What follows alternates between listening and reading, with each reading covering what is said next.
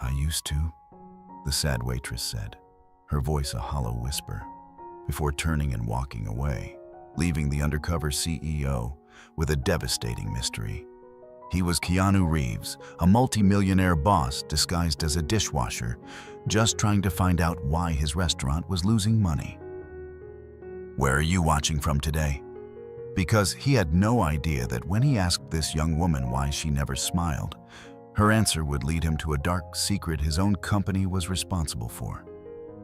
Stay with us, because the truth of her pain will not only break your heart, it will break him. The industrial dishwasher's hot grease burned Keanu's fingers, but he welcomed the pain. Pain was a good distraction. It kept him grounded in this new reality. "John, you deaf? Table 7's plates are stacking up," the manager's voice barked. Keanu Reeves, now John, nobody dishwasher, grabbed the gray tub and hurried into the dining room. Famous actor and philanthropist, and here he was, scraping leftover mashed potatoes into a trash bin. His agent and business manager would have a collective meltdown if they knew. But they didn't. On paper, the Harvest Table Diner was a success. Online reviews glowed. Quarterly reports showed steady customer traffic, but the profit margins were mysteriously bleeding out. And months of spreadsheets and conference calls had given Keanu no answers. So he'd done the one thing a CEO in his right mind would never do. He'd gone undercover in the grimiest, most thankless job in his own restaurant. Day 1, he learned the coffee machine leaked. Day 2, that the walk-in freezer door stuck. And by day 3, he had learned everyone's name except for hers. The waitress who never smiled. She moved through the bustling diner like a ghost in a blue uniform. Her efficiency, as chilling as it was impressive. Her name tag read Eliza, and that was all anyone seemed to know.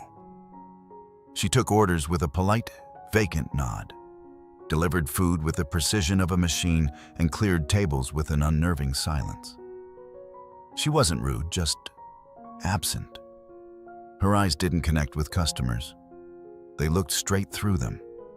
In the controlled chaos of the kitchen, she was quiet, constant enigma. "New guys staring again," whispered Sam, the line cook, just loud enough for Keanu to hear. Jake, a friendly server with sleeve tattoos, chuckled. "Leave John alone.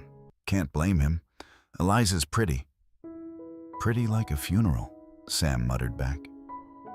Keanu pretended not to hear, but his eyes followed Eliza as she refilled a coffee cup. Sam was right.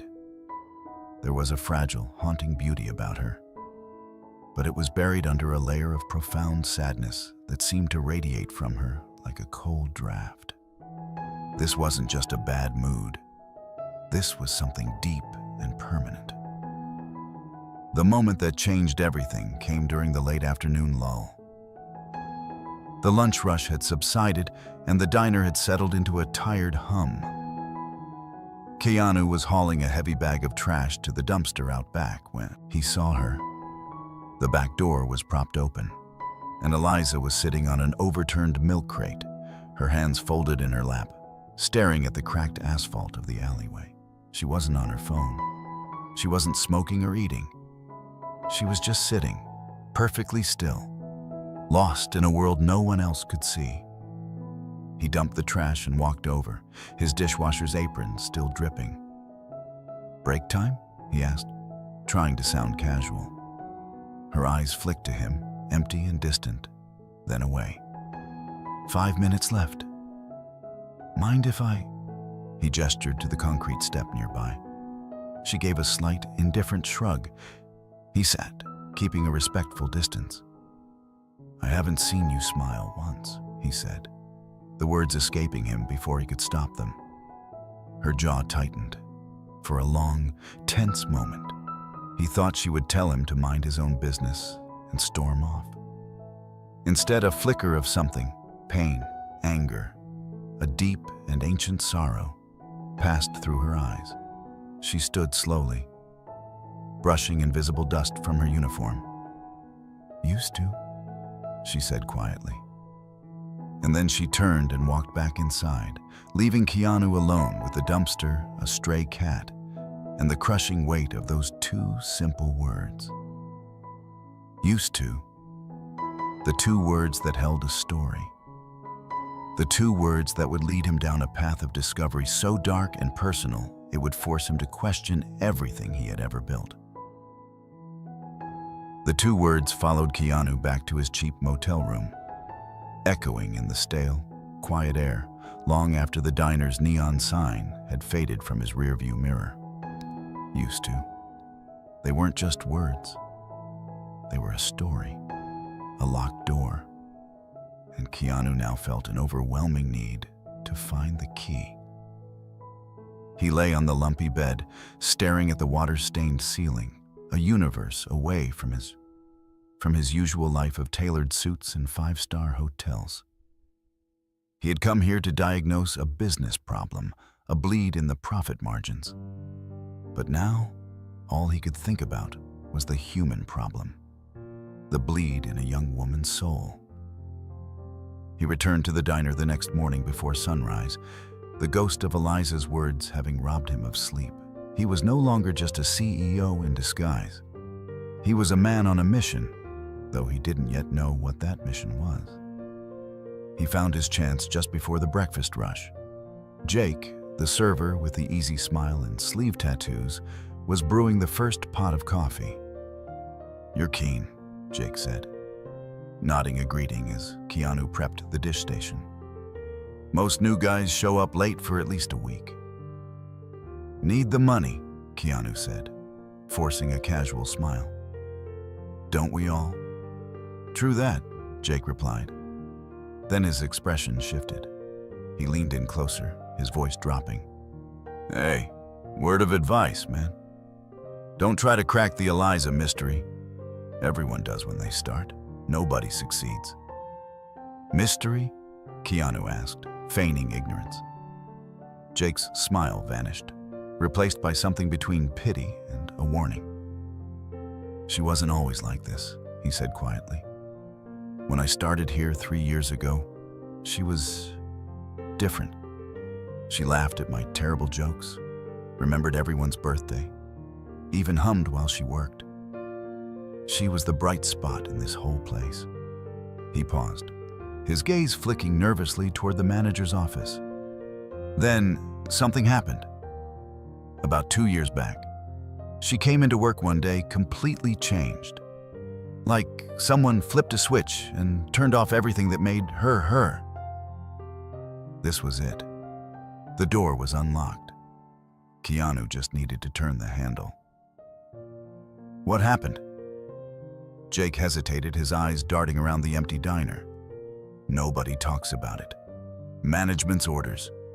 And trust me," he looked Keanu dead in the eye, "you don't want to be the guy who asks."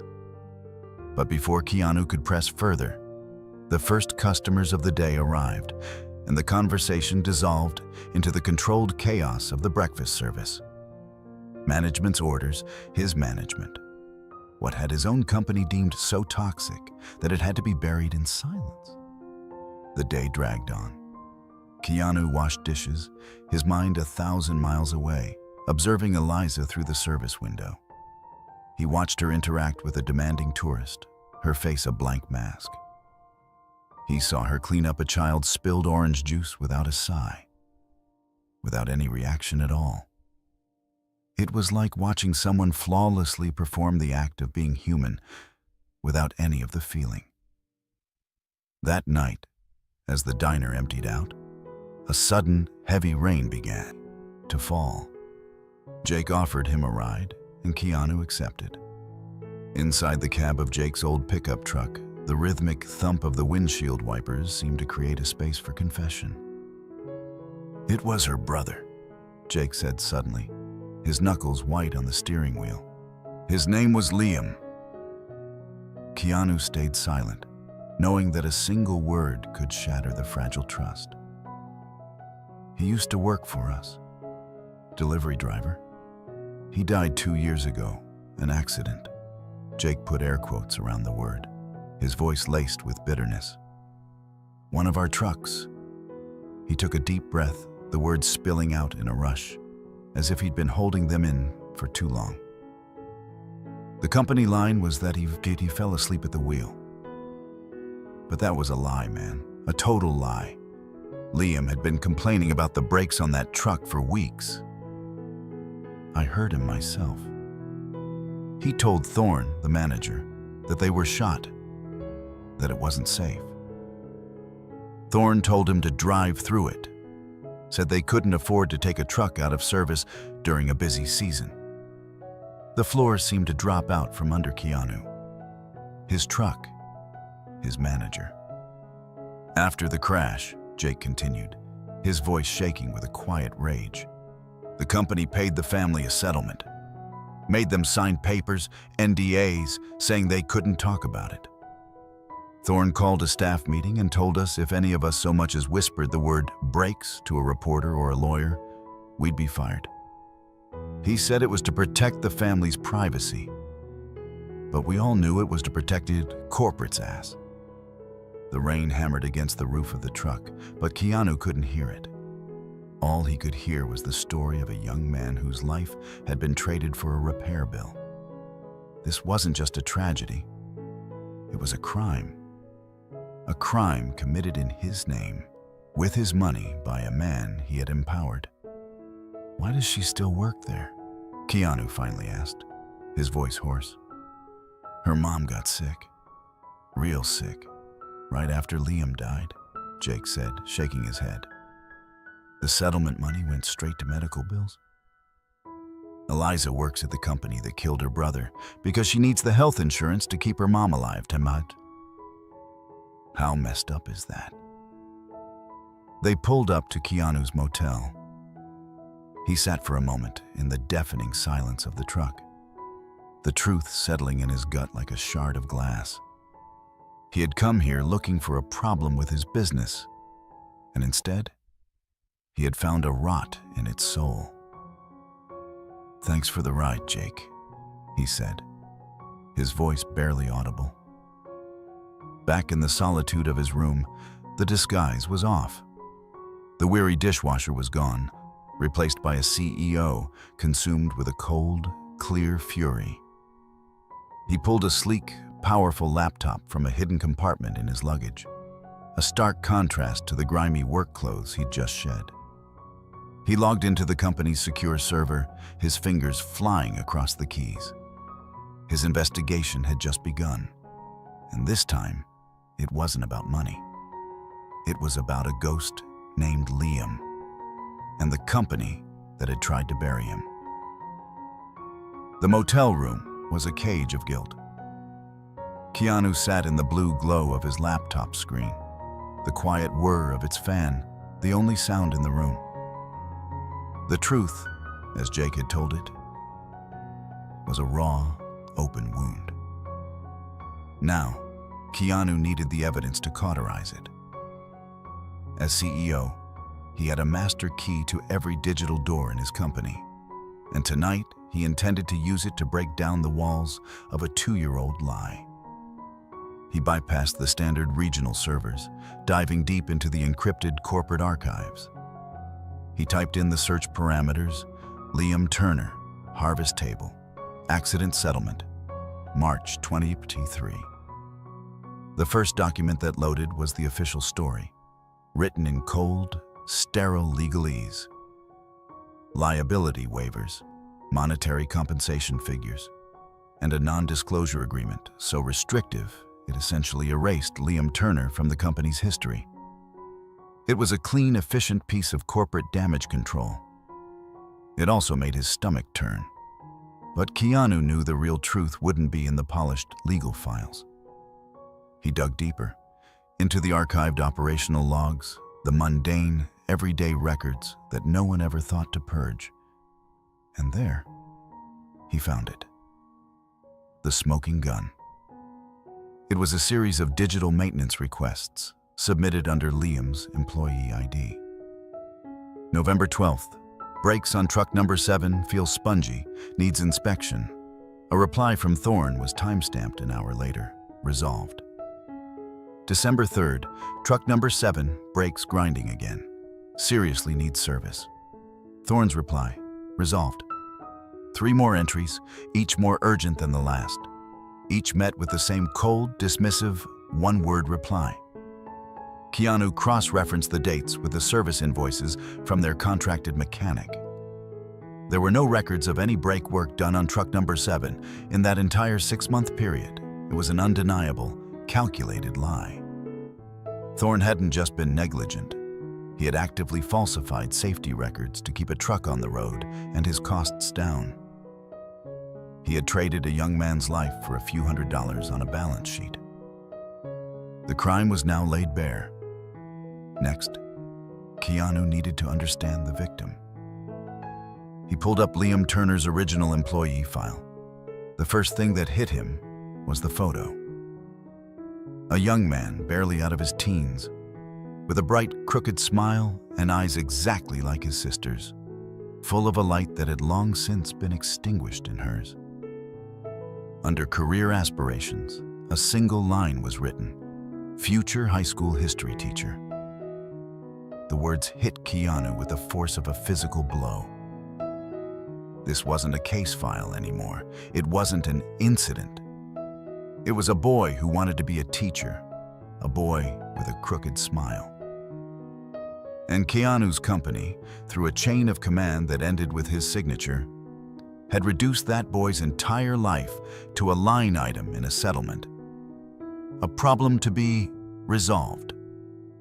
He slammed the laptop shut. A wave of self-loathing so intense it made him feel sick. He had built this company, but he had become so detached, so focused on the view from the penthouse, that he hadn't noticed the rot in the foundation. He had created the system that empowered a man like Thorne. The rage that followed was cold and precise. He picked up his secure phone and dialed. "Maria?" he said when his COO answered, his voice devoid of all warmth. "I've found it. The situation at branch number 17. It's worse than we could have possibly imagined." He gave her the condensed, brutal summary. He heard her sharp intake of breath over the phone. "My God, Keanu. I want you to arrange a surprise, comprehensive performance review for that location," he commanded. "This Friday afternoon. I want the entire staff present, no exceptions.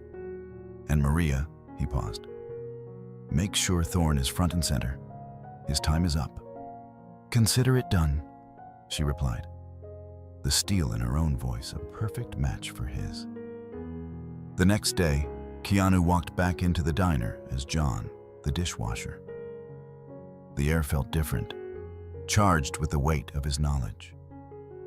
He scrubbed dishes with a mechanical fury, his mind miles away, planning every step of the coming confrontation. Thorne, arrogant and completely oblivious to the storm gathering just for him, was in rare form. He berated a young server for being 2 minutes late, and then, as he passed Eliza wiping down the counter, he let another drop of poison fall. "Try to look alive, Eliza. You're depressing the customers." Eliza didn't react. She just kept wiping, her movements steady, her face a blank mask. But from across the kitchen, Keanu stopped what he was doing. He slowly looked up from the sink, the clatter of dishes ceasing. He didn't say a word. He just stared at Thorne, his gaze level and unblinking. For the briefest of moments, their eyes met. And in that instant, the weary, downcast persona of John the dishwasher fell away. Eliza, catching the movement out of the corner of her eye, glanced up at him. She froze. The man staring at her manager wasn't the quiet, unassuming dishwasher she'd barely noticed. For a split second, she saw something else entirely. She saw a cold, dangerous intensity in his eyes, an ancient and powerful stillness that made the hairs on her arms stand up. It was a silent, chilling promise. And for the first time in 2 years, as she stared at the stranger in the corner, Eliza felt something other than despair. She felt a sliver of terrifying, inexplicable hope. The flicker of intensity in the dishwasher's eyes lingered with Eliza long after he had returned to his work. For the first time in 2 years, a crack had appeared in the monotonous gray wall of her grief. It was a fleeting, confusing moment, but it was enough to unsettle the suffocating calm of her despair. She didn't know what it meant, but it made her feel something. And right now, anything was better than the crushing weight of nothing. The next day, that single crack was violently ripped open. The lunch rush was at its peak, a chaotic symphony of clattering plates and shouting orders. A man at table 9, a local businessman and a known friend of Thorne's, began to cause a scene. He claimed his steak was overcooked, though he had already eaten half of it. It was a classic petty power play, and Thorne, as always, was happy to play his part. He stormed out of his office, his face a mask of performative outrage. "What is the meaning of this?" he boomed, directing his anger not at the customer, but at Eliza. "Are you incapable of taking a simple order correctly?" "I wrote down medium rare, just as he asked," she replied, her voice flat, devoid of the energy needed to fight back. "Don't you dare talk back to me," Thorne sneered. "The customer is always right. You know the policy. This meal is coming out of your tips." From the steamy chaos of the dish pit, Keanu watched. He didn't move. He didn't intervene. His face was a stone mask, but inside a cold, controlled fury was building. He saw Eliza's shoulders slump in resignation. He saw her accept the injustice. Another small piece of her spirit chipped away. It was a calculated cruelty, a public humiliation designed to remind everyone who was in charge. His silence was not weakness. It was the final, damning piece of evidence he needed. He was no longer just an observer. He was a judge, witnessing the final crime before passing sentence. The moment the confrontation ended and Eliza retreated to the kitchen, her eyes shimmering with unshed tears, Keanu discreetly pulled out his phone. He sent a single, encrypted text message to Maria. "Execute, now." Miles away, in the gleaming corporate headquarters, Maria received the message. She took a deep breath and made a call. Back in the diner, Thorne was swaggering back to his office, pleased with his display of authority. Just as his hand touched the doorknob, the phone on the hostess stand rang, its shrill cry cutting through the diner's noise. The hostess answered, her eyes widening. "Mr. Thorne, it's for you. From corporate?" A flicker of annoyance crossed Thorne's face. He snatched the phone. "This is Thorne." He listened, and Keanu, still watching from the kitchen, saw the color drain from the manager's face. His arrogant posture deflated. He began to stammer. A surprise performance review? Now? No, that's not possible. He listened again, his knuckles turning white as he gripped the phone. Yes, of course, I'll inform the staff." He hung up the phone, his hand trembling slightly. He looked out at the crowded diner, his eyes darting from face to face, a new, frantic paranoia taking hold. An anonymous complaint, the woman on the phone had said. Extremely serious. Filed just moments ago. Who had done it? Who had the nerve? He looked at Jake, at the cooks, at the customers. His gaze swept right past the silent, unassuming dishwasher who was now back at his station, methodically scrubbing a frying pan as if he hadn't just set a man's entire world on fire with a single text message. Thorne was trapped. He had been so confident in his control, in the wall of silence he had built around his little kingdom. Now, he was a cornered animal, staring into the encroaching darkness. with no idea where the hunter was hiding. The meeting on Friday was no longer a vague corporate nuisance. It was an interrogation. And for the first time, Mr. Thorne was afraid. The manager had no idea that the corporate office was already standing right in front of him, and that the routine inspection was just the prelude to the final judgment. He didn't know that his enemy wasn't some anonymous whistleblower miles away, but the very man he disdained the most, standing right there in his own restaurant. The air in the cramped back room was thick with a mixture of fear and resentment. Thorne had spent the last 48 hours on a campaign of intimidation, reminding everyone of the non-disclosure agreements they'd signed, warning them to be on their best behavior for the corporate review. He now stood at the front of the room, attempting a confident smirk, but the sweat beading on his forehead betrayed his anxiety. Maria entered first, her presence as cold and sharp as a surgeon's scalpel. She took her position at the front without a word. Thorne scanned the room and his eyes narrowed in annoyance. In the far corner, standing silently against the wall, was John, the dishwasher, still in his grease-stained work shirt and apron. "What's he doing here?" Thorne snapped at Maria, gesturing with his head. "This is for key staff." "All staff were required to attend," Maria replied, her voice flat, offering no further explanation. The review began. Maria was methodical, a shark circling its prey. She presented the high employee turnover rates, the financial discrepancies in the tip pool, the pattern of buried HR complaints. Thorne fought back, a cornered animal spitting venom. He blamed lazy employees, bookkeeping errors, even a slow economy. He was a master of deflection. Finally, in a desperate attempt to prove his point about the staff's incompetence, he made his fatal mistake. He pointed a contemptuous finger toward the back of the room. "And how am I supposed to run a tight ship with unmotivated dead weight like this guy?" he sneered, singling out the silent dishwasher. "He barely says 2 words all day. This is the kind of mediocrity I have to deal with." The insult hung in the air. Keanu didn't flinch. He just pushed himself off the wall and began to walk slowly toward the front of the room. He didn't look at Thorne, he looked at Maria. "Thank you, Maria," he said, his voice quiet but carrying an unmistakable authority that made every person in the room sit up straight. "I think I can take it from here." He took the small remote for the projector from her hand. Thorne stared, his smug expression melting into pure confusion. "What do you think you're doing?"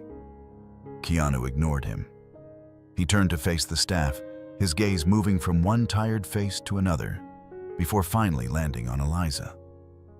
2 years ago, he began, his voice resonating with a deep, sorrowful power. "This company failed a young man. We failed his family. And we failed every one of you by trying to bury the truth." He clicked the remote. The spreadsheet on the screen vanished, replaced by a smiling, bright-eyed employee photo. It was Liam, Eliza's brother. A collective, heartbroken gasp went through the room. Eliza pressed her hand to her mouth, her eyes flooding with tears. "You call me dead weight, Thorne?" Keanu said, turning his head slowly to fix the manager with a gaze as cold and hard as steel. "Let's talk about the dead weight of your lies." He clicked the remote again. The falsified maintenance reports filled the screen. "You were warned about the brakes on truck number 7. You ignored those warnings to save a few dollars." He clicked again. "And when your greed resulted in the death of this young man, you coerced his grieving family and your own terrified staff into a conspiracy of silence." The truth was out. The secret that had poisoned the diner for 2 years was finally exposed, not by a corporate executive in a suit, but by the quiet man who washed their dishes. The shock of it was a physical blow. Thorne collapsed into a chair, his face a ghastly shade of gray. He looked at Keanu, finally seeing not a lowly dishwasher, but the architect of his doom. "You?" was all he could manage to choke out. "Yes," Keanu said. "Me." He didn't need to announce his name or title. In that moment, his power was absolute. "You are fired, Thorn. But it doesn't end there. All of this evidence has been turned over to the district attorney. You won't just be losing your job. You'll be answering for what you did to Liam Turner." As if on cue, 2 uniformed security guards entered the room and escorted the utterly broken manager out, leaving a stunned, deafening silence in his wake. Keanu stood before the staff, still in his dishwasher's uniform. He was not a CEO looking down from on high. He was one of them, a man who had seen the rot from the inside. "I am sorry," he said, his voice now laced with a deep, personal regret. "The system I built allowed this to happen. I promise you that changes today." He outlined the immediate policy changes, the repayment of all stolen funds, and the new safety protocols. Then, his eyes found Eliza. She was standing in the corner, tears streaming silently down her face, a portrait of grief and vindication. He took a hesitant step toward her. The corporate titan was gone, replaced by a man carrying an immense burden of guilt. "Eliza," he said, his voice now barely above a whisper, "I know this isn't enough. I owe you an explanation, and I owe your brother a legacy." The security guard's footsteps faded, leaving behind a silence in the back room that was heavier than any shout had been. Thorn was gone. The staff stood in a state of shock, staring at the man in the dishwasher's uniform, who was, impossibly, their CEO. He wasn't looking at them. His entire focus was on Eliza, who stood pale and trembling, her eyes fixed on the smiling image of her dead brother still projected on the screen. Keanu walked slowly toward her, his steps heavy with a burden that went far beyond the day's events. He stopped a respectful distance away. The corporate titan was gone, replaced by a man stripped bare by his own conscience. "I am so sorry, Eliza," he said. And the words were not a corporate apology. They were a raw, personal confession. "I read the reports. I approved the settlement. But I never knew his name. To me," his voice broke, the shame evident to everyone in the room, "he was just a line item, a problem to be solved and buried. I didn't see the person. I didn't see your brother." Tears, the first real, emotional tears anyone had seen from her in 2 years, began to stream silently down Eliza's face. It was a grief so profound it had been locked away, and now the truth had finally broken the seal. "I can't fix what I broke," Keanu continued, his voice thick with regret. "I can't bring Liam back, but I can honor him. I can make sure his life and his death mean something beyond a balance sheet." He turned to address the entire room, but his words were still for her. "Effective immediately, our company is establishing the Liam Turner Safety Foundation, funded personally by me. Its sole mission will be to advocate for better working conditions and safety standards for commercial drivers nationwide, ensuring no other family has to endure what yours has." He looked back at Eliza. "I don't want you to work as a waitress anymore. I want you to help run this foundation. Be its conscience. Be the voice that reminds us of the human cost when we get lost in the numbers. Help us build a legacy of safety in your brother's name." He wasn't just offering her a job. He was offering her a mission, a way to channel 2 years of silent, suffocating grief into a powerful purpose. For the first time, a flicker of light, something beyond just pain, entered her eyes. The months that followed were a quiet revolution. The Harvest Table Diner was transformed. Jake, the server who had first spoken up, was promoted to manager, and he ran the restaurant with the kindness and respect Thorne had lacked. The fear was gone, replaced by a sense of camaraderie and shared purpose. Keanu never returned to the diner as a dishwasher, but he was a constant, unseen presence. The Liam Turner's Safety Foundation became a powerful force for change with Eliza at its heart. She proved to be a fierce, articulate advocate, her personal story giving her a voice that resonated in boardrooms and with lawmakers alike. One crisp autumn afternoon, about a year later, Keanu walked into the Harvest Table Diner. He didn't come as a CEO or a secret boss. He came as a customer. He took a small table in the corner and ordered a coffee. The diner was bright, clean, and filled with the sound of easy laughter. His employees looked happy. Then he saw her. Eliza had stopped by to see her old friends. She was no longer in a waitress uniform, but in a smart professional blazer.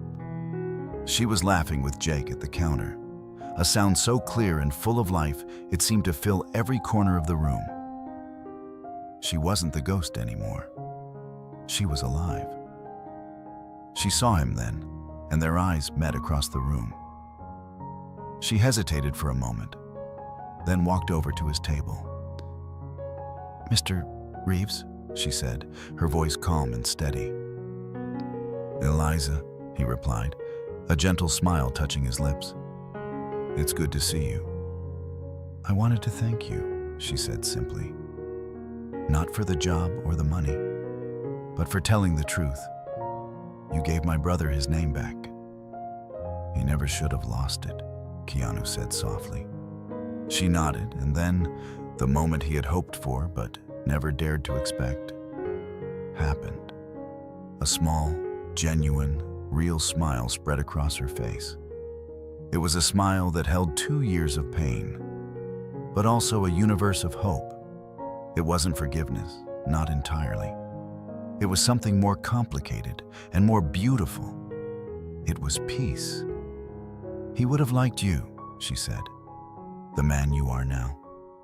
You see, this story reminds us that atonement isn't about erasing the past, but about building a better future from its broken pieces. It shows that even in the deepest grief, there can be hope, and that a person can change, not with words, but with action. If this moving story of responsibility and healing touched your heart, please share it with everyone. Every like and comment helps spread the message that doing the right thing, no matter how late, always matters. In this story, Keanu stepped up to atone for a tragedy his own company created. But what happens when he witnesses a different injustice unfolding right before his very eyes? Our next story is about that exact moment. It's when he sees a kind waitress get humiliated and fired just for feeding a hungry veteran. His response isn't simple problem solving, it's a cold, calculated delivery of justice that will leave everyone absolutely speechless. Click on the video appearing on your screen to watch it now. Thank you for being a part of the Humble Stories community.